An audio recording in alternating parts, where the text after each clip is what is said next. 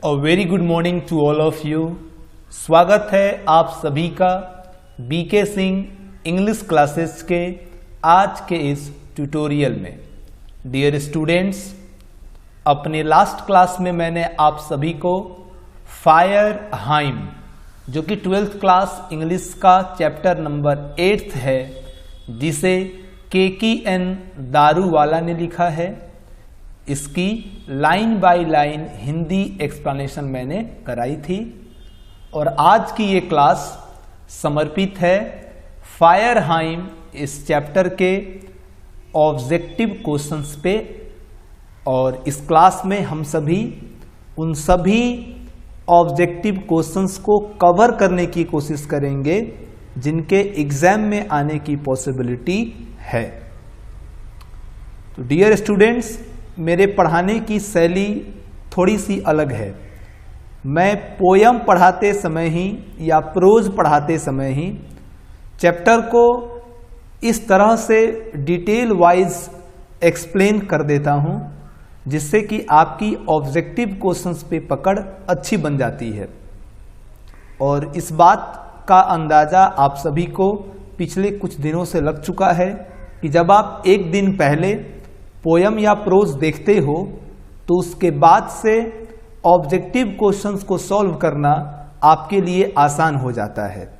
इस बात से मेरे इंस्टीट्यूट में पढ़ने वाले सारे स्टूडेंट पहले से ही वाकिफ़ हैं। आइए हम इस चैप्टर की शुरुआत करते हैं, ऑब्जेक्टिव क्वेश्चंस को देखने का प्रयास करते हैं। जैसा कि आप सब जान चुके हैं कि इस बार भारत सरकार ने अपनी शिक्षा नीतियां बदल दी हैं और अब जो एग्ज़ाम्स होंगे या पढ़ाई का जो पैटर्न होगा वो 2021 सत्र से लागू होगा। यानी आप सभी पिछले सत्र के अनुसार ही जैसे आज तक बिहार बोर्ड में परीक्षाएं होती आई हैं, उसके अनुसार ही परीक्षा देंगे। इस बात से आप आश्वस्त हो जाइए, कंफर्म हो जाइए। आपकी एग्ज़ाम जैसे पहले हुआ करती थी वैसे ही होंगी। आपके बाद के जो विद्यार्थी होंगे, यानी इस बार जो 11th क्लास में एंटर करेंगे, उनके लिए नया सत्र होगा। शायद उनकी किताबें भी बदल जाएं, सबकी सब NCERT आ जाएंगी। आपकी एग्ज़ाम्स पहले जैसे ही होंगी।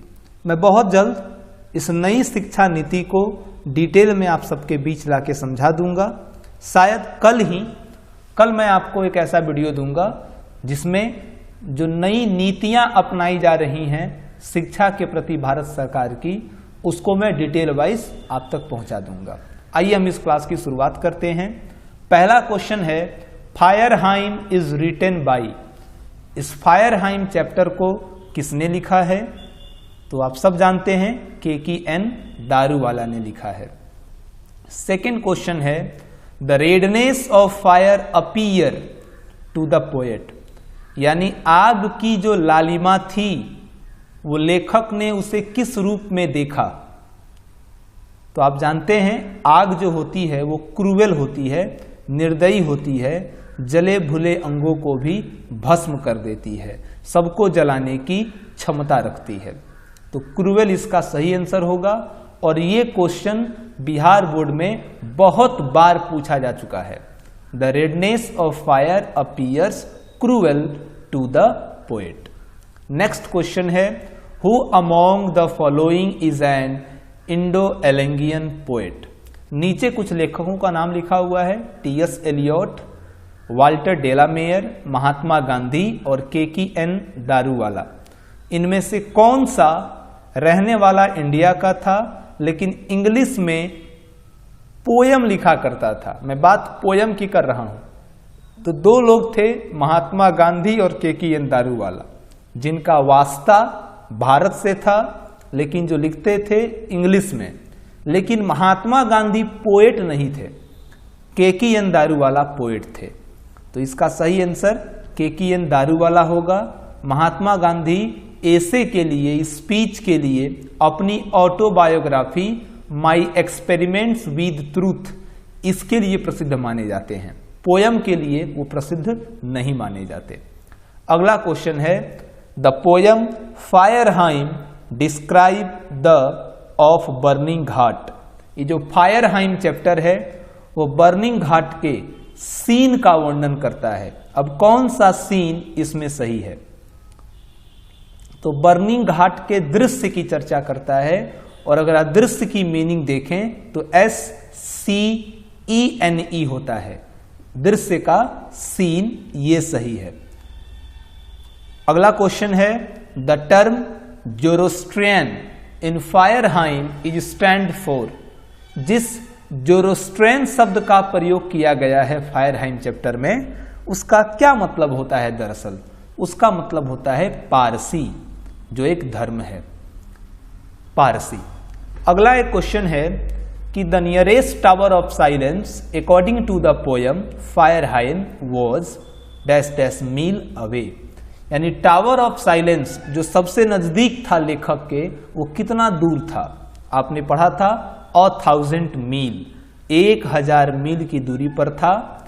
दूरी ज्यादा थी, इसलिए कवि ने अपने पहली औलाद को आग की लपटों के हवाले कर दिया। उसका अंतिम संस्कार हिंदू रीति रिवाजों के अनुसार कर दिया। अगला क्वेश्चन है the speaker in the poem fire hymn swears. ये मैंने जब पोयम में आपको समझा रहा था उसी दौरान इस क्वेश्चन की चर्चा मैंने की थी कि कवि ने फायरहाइम चैप्टर में कितनी बार आई स्वेर, मैं कसम खाता हूं, इन शब्द का प्रयोग किया। तो 2 बार उन्होंने कसम खाई। एक बार बचपन में घाट पर आग को भुलक्कड़पन के पाप से बचाने के लिए, और दूसरी बार जब उन्होंने अपने बच्चे को आग के लपटों के हवाले कर दिया था, और आग ने जब इन्हें माफ कर दिया था तो शर्मिंदा होकर इन्होंने दोबारा कसम खाया था कि मैं कभी पारसी धर्म के नियमों के खिलाफ नहीं जाऊंगा। तो 2 बार इन्होंने कसम खाया है। अगला क्वेश्चन, केकीएन दारूवाला रिसीव्ड साहित्य अकादमी अवार्ड इन। केकीएन दारूवाला ने साहित्य अकादमी अवार्ड कब प्राप्त किया था? तो 1984 ईस्वी में, 1984 में केकीएन दारूवाला को साहित्य अकादमी अवार्ड से सम्मानित किया गया था। अगला क्वेश्चन है Daruwalla known as well known poet as well as a. Keki N Daruwalla जाने जाते हैं एक बेहतर कवि के रूप में और साथ ही साथ एक शॉर्ट स्टोरी राइटर के रूप में। कवि भी थे और शॉर्ट स्टोरी राइटर भी थे। अगला क्वेश्चन है the poet sees the red hot. कवि देखता है लाल रंग के गर्म एम्बर्स को, अंगारों को, जो किसी भी चीज लाने की क्षमता रखते हैं। ये भी एक VVI क्वेश्चन है आपके एग्जाम के लिए। The poet sees the red hot embers. और बहुत जल्द मैं 12th क्लास के 2021 परीक्षा के लिए, यानी जिसमें आप लोग हैं, उस परीक्षा के लिए अपने इंस्टीट्यूट से नोट्स जारी करूंगा, प्रोज, पोएट्री और ग्रामर का, तीनों का 100 नंबर फुल। और पूरा दावे के साथ होगा कि उस नोट्स को पढ़ने के बाद, उस नोट्स की तैयारी कर लेने के बाद 2021 का एग्जाम आपके लिए गेम चेंजर साबित होगा। ये नोट्स आपकी दुनिया बदल के रख देगा। इंग्लिश के क्षेत्र में आप अव्वल दर्जे के नंबर लेकर आ पाएंगे। उसकी डिटेल्स मैं आगे वीडियोज में देता रहूंगा। कब मैं इसे जारी करूंगा, कैसे आप इसे मेरे से पा सकेंगे, ये सारी जानकारी बाद में आपसे शेयर कर दूंगा। अगला क्वेश्चन है the child was consigned to fire under compulsion. यानी कितने नंबर पर कौन से बच्चे को कवि ने आग की लपटों के हवाले कर दिया था? तो अपने फर्स्ट बर्न चाइल्ड को, अपनी पहली औलाद को। अगला क्वेश्चन है Keki N Daruwalla belong to which religion. Keki N Daruwalla का संबंध किस धर्म से था? तो आप जानते हैं वो पारसी थे, और पारसी को जोरोस्ट्रियन भी कहा जाता है। तो जोरोस्ट्रियन इसका राइट आंसर होगा। अगला question consigning his newborn son to flame took place how many years ago, यानी अपने पहली औलाद को इस पोयम के अनुसार कवि ने कितने साल पहले आग के हवाले किया था। तो इस पोयम के अनुसार 20 साल पहले। आपने पढ़ा था 20 साल पहले की बात की थी इसने, कवि ने। अगला क्वेश्चन है who swears to save fire from the scene of forgetfulness, कौन कसम खाता है कि वो आग को उसके भुलक्कड़पन के पाप से बचाएगा। तो केकीएन दारूवाला कसम खाए थे कि वे आग को उसके भुलक्कड़पन के पाप से बचाएंगे। देख रहे हैं आप कितनी आसानी से ऑब्जेक्टिव क्वेश्चंस आप समझ पा रहे हैं, आपको याद भी होगा। अगला question, the dash dash forget its dead because some time it leave the dead body half burnt, कौन सी चीज भूल जाती है अपने मृतक को, कभी कभी आधा अधूरा ही छोड़ देती है। तो आग कभी कभी अपने मृतक शरीर को जलाना भूल जाती है, कुछ अंगों को ये बिना जलाए ही छोड़ देती है। फायर इसका आंसर होगा। अगला question, it was the dash dash of the poet along with him passing by the ghat, यानी कवि किसके साथ घाट के किनारे किनारे टहल रहा था, घाट के किनारे से गुजर रहा था। तो कवि अपने पिता के साथ था। फादर इसका राइट ऑप्शन होगा।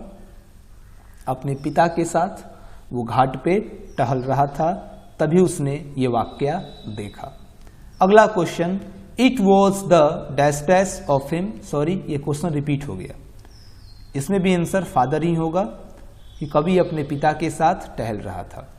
अगला question, Keki N Daruwalla was born in, Keki N Daruwalla का जन्म कब हुआ था।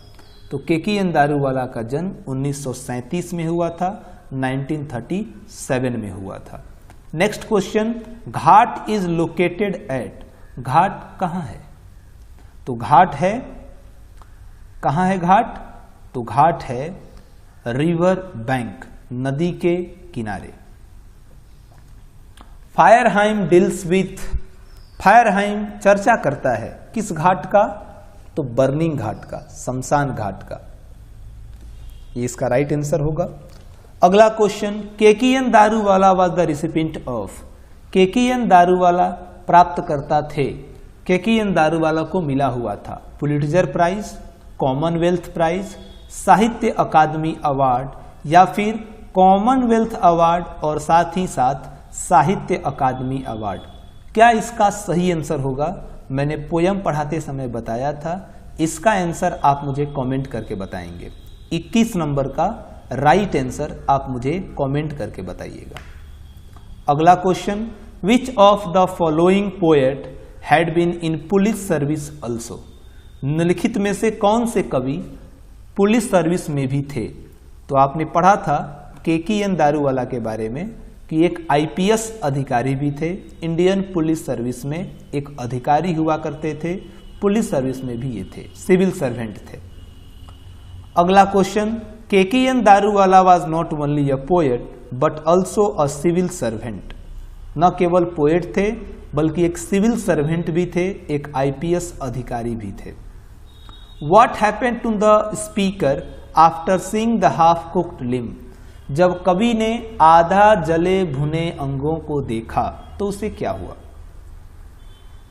तो उसने क्या किया था कवि ने, उसने अपनी छोटी छोटी उंगलियों को मुट्ठी में बंद कर दिया था, हिज फिंगर्स क्लींच्ड।